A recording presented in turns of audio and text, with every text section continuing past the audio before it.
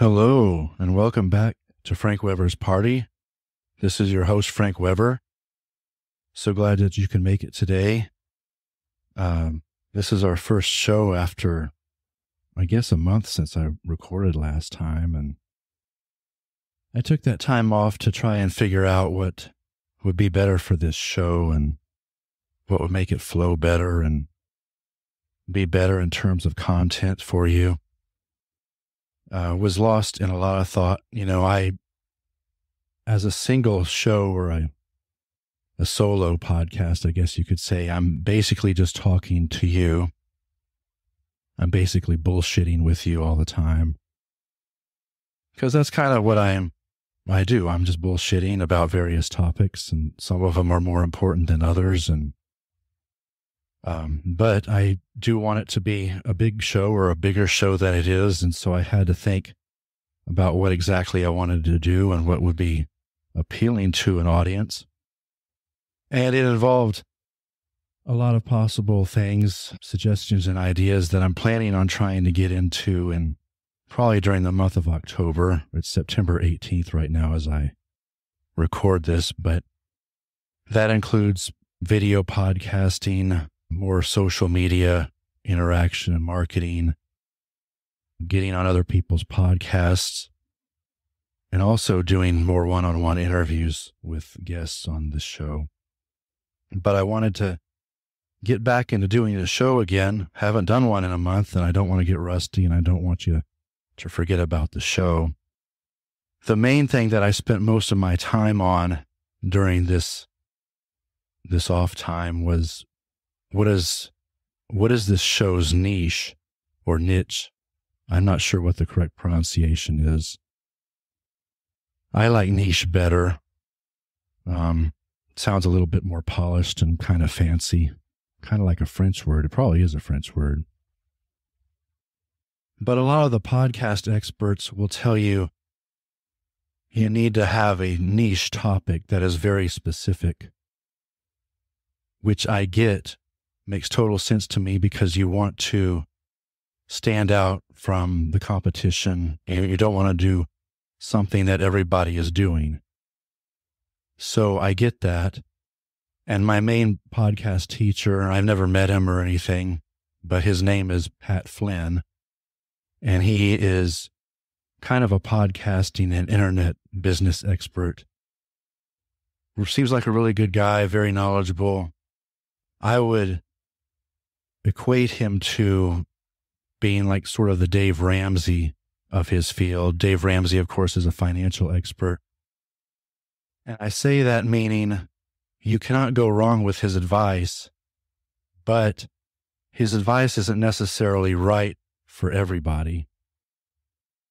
And it's difficult for me as a person to kind of fit into any kind of one category and stick to it all the time, especially when you see podcasts out there like Joe Rogan or my favorite, Adam Carolla's show.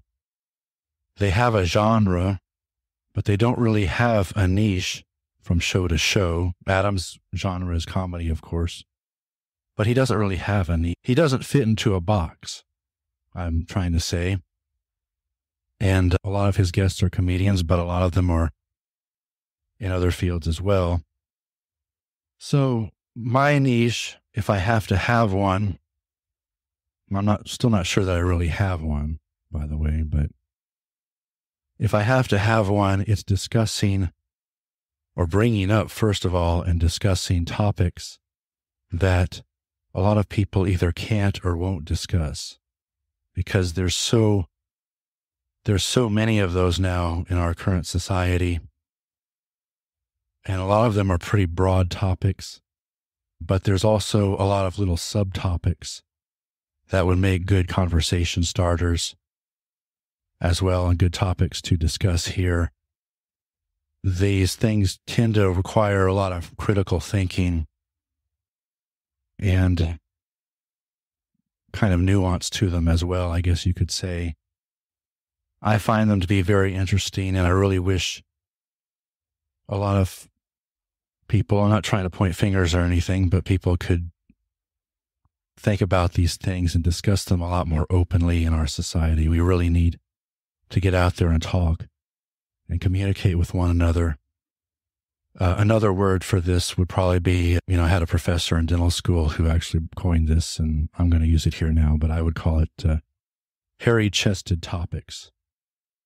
I'm going to try not to be too serious about them. I don't really want to get too much into politics or religion if I can avoid it, but a lot of these stories do come from news or sports, possibly entertainment, things that are generally just not talked about, but not necessarily taboo in any way, although I guess we could, have a taboo type of thing discussion here.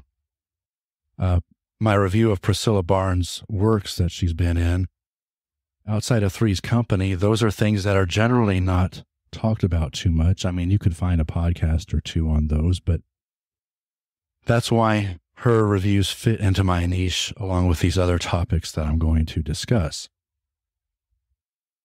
These topics and subtopics will also include personal stories and experiences that I've had. I'm going to try to elaborate on them to where, I can talk about them for about several minutes and hopefully do it in a comedic way. I'm trying to make this lighthearted and funny. I've even thought about doing something called the pet peeve of the week, but occasionally those things don't have a lot of material. Let me give you an example here. So whenever I go to Costco, usually with my wife, I love to go to the free food samples. And a pet peeve of mine is that if they're temporarily out and require some preparation and cooking, when I go by and they're not available, that's a pet peeve of mine. Not a real big deal. Usually we're staying there long enough that they'll have some more in just a few minutes. But that's kind of the situation that I'm talking about here. Just a regular pet peeve like that. That I can elaborate on. That's going to be the important part. Now, the story that I wanted to share with you today, my wife and I, we go to all the Texas Tech home football games down the road in Lubbock, about an hour and a half south of Canyon here. And I mentioned a few weeks ago, concerned about college football and the direction it's heading. I think it has a business model that will eventually fail due to greed and consolidation and certain schools getting all the money and all the benefits of the ultimate competition and winning championships and what have you. A very broad topic with a lot of subtopics. And I wanted to tell you today, the other night we went to a game in Lubbock where they were playing a small school in Texas, Stephenville, Texas, called Tarleton State. And the Red Raiders won the game pretty easily, 41-3. It was the game they would play every year that they should win on talent alone and usually win pretty big.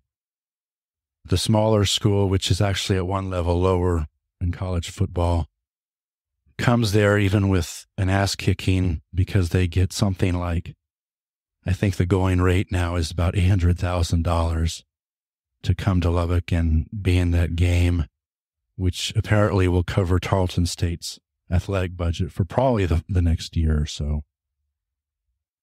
And the NCAA allows it. It counts toward bowl games. So that's why people do that. That's why a lot of schools do that these days. I had started noticing last year that there's one tradition that seems to be kind of falling by the wayside amongst some of the others, in fact, some that I mentioned on that take a few weeks ago. But there seems to be fewer and fewer teams sending their full band to the stadium and then having a halftime show on the field. Now, last year we had 7 home games. 4 of those teams, I think it was UH, University of Houston, University of Texas. I want to say Baylor, maybe. My memory's kind of fuzzy. And then OU, University of Oklahoma. They all brought pet bands to the stadium. but they never did a halftime show. Was really surprised by that. Was really surprised that UT didn't do that, because they would always bring their full band and have a halftime show.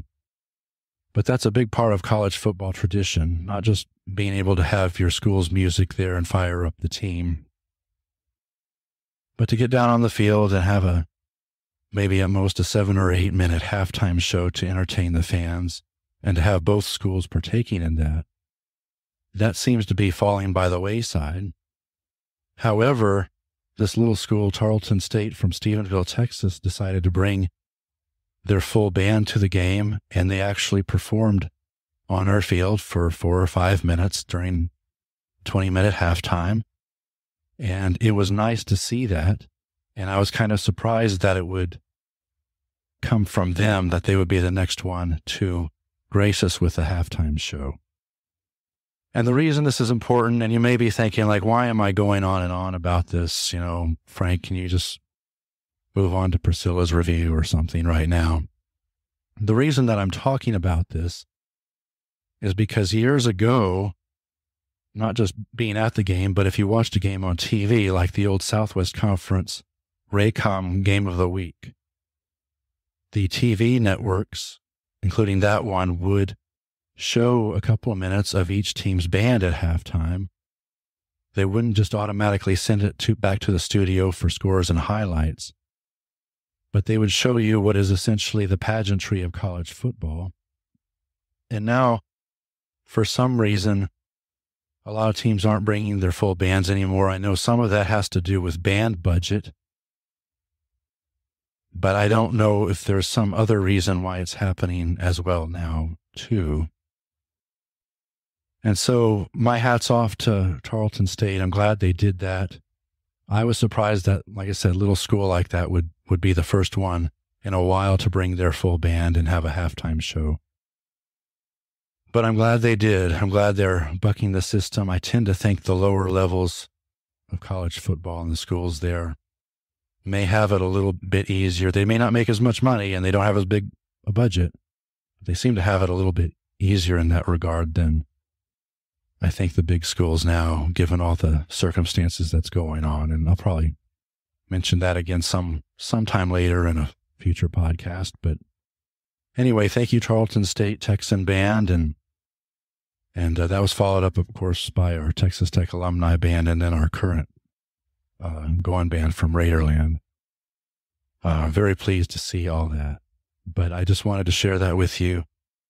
The halftime show seems to be disappearing. It doesn't happen at every single game, but people need to think about this and be aware of this.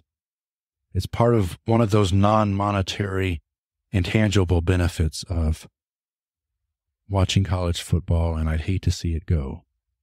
That's all I'm going to say for that topic right there. And I'm going to take a quick break, and we're going to come back and talk about an interesting Priscilla Barnes movie from fairly early in her career again, called The Last Married Couple in America, which came out in 1980. And we'll be right back.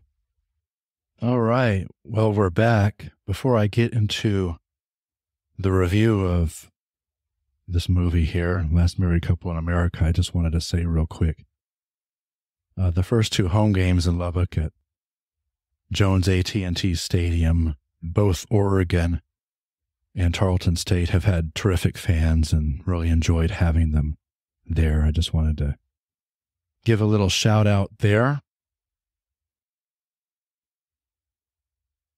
So now I'm going to review another movie that Priscilla Barnes was in early in her career, called The Last Married Couple in America, whose slogan was the comedy that fools around a lot. It was filmed in 1979, but not released in theaters until February 8th, 1980. This is not a great movie. It's hard to say if it's really a good movie or not. But I don't think it's a bad movie. I think you can kind of call it fair to Midland if you want to. And the reason for that is there's a married couple, the main married couple, and there's actually a group of couples throughout the movie. The main married couple, which is George Siegel, who plays Jeff Thompson, and his wife, Natalie Wood, who plays Mari Thompson, are the main couple in this movie. And they start seeing a lot of their couple friends separate, possibly get divorced. They are relatively happy, but they start wondering why all this is happening, and they kind of fall into some thought traps, and they go through some difficulties as well before they all figure it out in the end. They discussed early in the movie, before everybody split up, the topic of marriage and whether it was still useful in society at that time following the sexual revolution and people's desires to try other things and be with other people. This was essentially at the end of the sexual revolution. In 1980, it was almost over. 1981, they discovered and named HIV and AIDS. And Natalie Wood, incidentally, was in a movie some years before this that I think I mentioned in some context earlier called Bob and Carol and Ted and Alice that explored this topic as well. The reason that I don't think it was well received and didn't do well at the box office is because there was so much in your face about people separating and getting divorced and instances of infidelity. And unfortunately, the main characters, Jeff Thompson and Mari Thompson, both had affairs in the movie. George Siegel had an affair with one of Mari's friends called Barbara, who was played by Valerie Harper. Got gonorrhea from her and tried to hide it from Mari, and that's how Mari eventually found out when they were at the doctor's office. Mari began dating a younger man after they separated, but didn't quite divorce, had an affair with him. And then George Siegel, his character, again, Jeff Thompson, had an affair with Priscilla Barnes' character, Helena Dryden. And it was at that point that they both, he and Helena, after they had done the deed at her house, the sex may have been good, but there was no desire there. There wasn't anything more than sex. And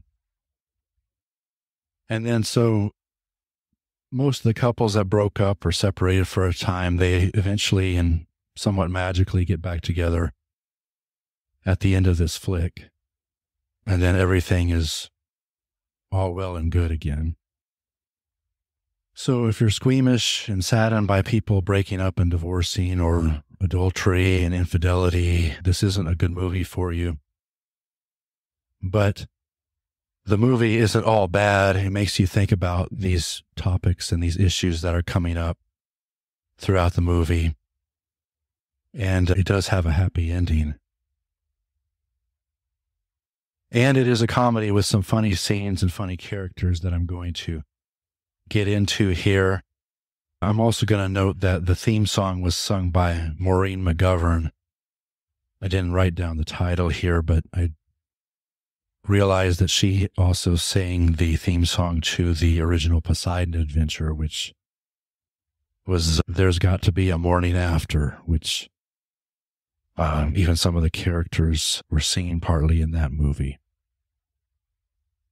The movie was a time capsule for that period, not just because of late 70s, still some sexual revolution going on at the time that was almost over, but also because of clothing styles and housing styles. The Thompsons' home had a lot of dark flatwood paneling all over the place, probably some shag carpet.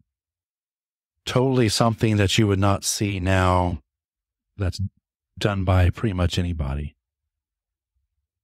And of course, I always find little factoids like that to be funny. Let's go over some of the characters here. So, like I said, the main couple is George Siegel playing Jeff Thompson. Of course, George Siegel, most recently, before he passed away in 2021, was the venerable and very likable, comical, popular grandfather Pops in the series The Goldbergs. He was a widower and quite a playboy. Something that I guess a lot of guys as they get older would really like to be, including this one right here. I hadn't seen too many of his movies really over the years. I had seen Roller Coaster, which is a film in 1977 disaster, a terrorist disaster where somebody's bombing the roller coasters as they're in use and killing the passengers. I think that had a young, I believe it was Helen Hunt in that movie. And then he was also in a movie with Denzel Washington, not too long after this movie, called Carbon Copy. I think that came out in 1981. And then you have Natalie Wood, who was in a lot of different movies over the years, some of which were a little bit risque, like Sex and the Single Girl. That was in a 60s movie, and was in a movie with James Dean. I think it was it Rebel Without a Cause or On the Waterfront? I can't remember exactly, but she was married to Robert Wagner at the time, and she drowned, I think it was Thanksgiving weekend in 81, so not even 2 years after this movie came out. Very sad. Drowning. Robert Wagner, by the way, of course, is still with us. I don't know if y'all know that or not. He's 93 and about a year older than William Shatner. Then you have Richard Benjamin, who was in a number of movies and shows for a while, became a pretty good director. He plays Marv, who is Jeff's best friend. He's getting divorced. And this movie is actually kind of inclusive for the time, if you want to be kind of politically correct and even woke, which I'm not, but he at one point is dating an Asian woman and kind of double dates, technically, with Jeff, and brings along another Asian woman. There's also a gay couple, male couple here in this movie that breaks up. So, interesting for the time, I would say. Valerie Harper plays Barbara, who is a friend of Mari's, and we see her early in the movie. She and Mari have a lunch together and tells Mari that she's dating a younger man, and it's wonderful, and telling her about these crazy surgeries that she's been getting. And of course, Jeff has an affair with her and gets gonorrhea as a result. But no HIV and AIDS, of course, were known yet. Valerie Harper, of course, at the time was best known for her role on the Mary Tyler Moore Show. I think that was her name Rhoda or something? Can't remember. Then there's Bob Dishy, who plays Howard. He's a divorce attorney. So he's kind of on the prowl in this movie, not just for business, but he apparently has I guess you could say, a special way of comforting women who are going to go through divorce. And we're obviously talking about a sexual way. Also in this movie, you have a pretty funny character, always funny character. I don't know if people really know how great a comedic actor he was. Dom DeLuise is in this movie. Plays a character named Walter, who Jeff knows from a little while back. He's apparently a plumber, but since they live in Southern California, this is Hollywood area, he's also trying to be an actor and has had trouble getting regular acting gigs, so he's actually in the porn industry. That would be very weird to think of Dom DeLuise trying to be in the porn industry. Probably a little bit gross too, for sure. But he's also been divorced 3 times, and he's found a wife and a hooker who is still actively working. So the idea of hookers having relationships and still actively working, it wasn't just for Priscilla's Vegas episode that came out later this year in 1980. And then Priscilla Barnes, of course, plays Helena Dryden. She's married to a guy named Max Dryden, the actor of which I don't have written down here, and wasn't really a big actor, but she is kind of the very youthful, kind of vivacious wife in this movie of all the couples. She doesn't have a lot of lines or or anything, but she does play a big role in it because Jeff has an affair with her one night at her house.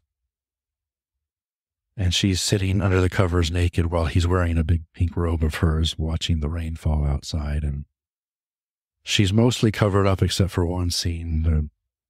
The breasts and the nipples kind of poke through.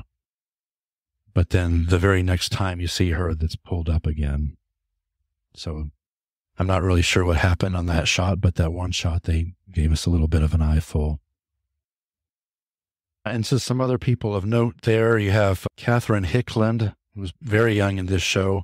She was a late date of Jeff's that he brought to this party at the end of the movie. I'm trying to remember whose birthday it was they were celebrating.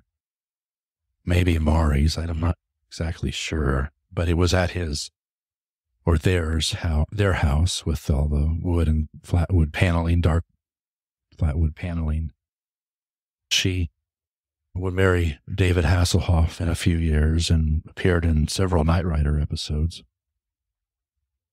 Finally, we had Sandra Curry, who played Lainey. She was a redhead that appeared 3 times as guest star on Three's Company. Really beautiful. She, at the end of this movie, is married to basically a swinger and somebody who has an open marriage.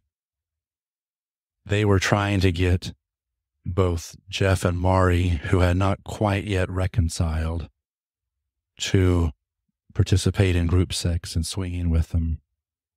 And the husband has Lainey stripped down naked. Only her breasts were really visible. She used her hands over her genitalia. But at that moment, they kind of solidified for Jeff and Maury that this is all pretty stupid and ridiculous, and we have a pretty good life as married couple. And they also had 2 kids.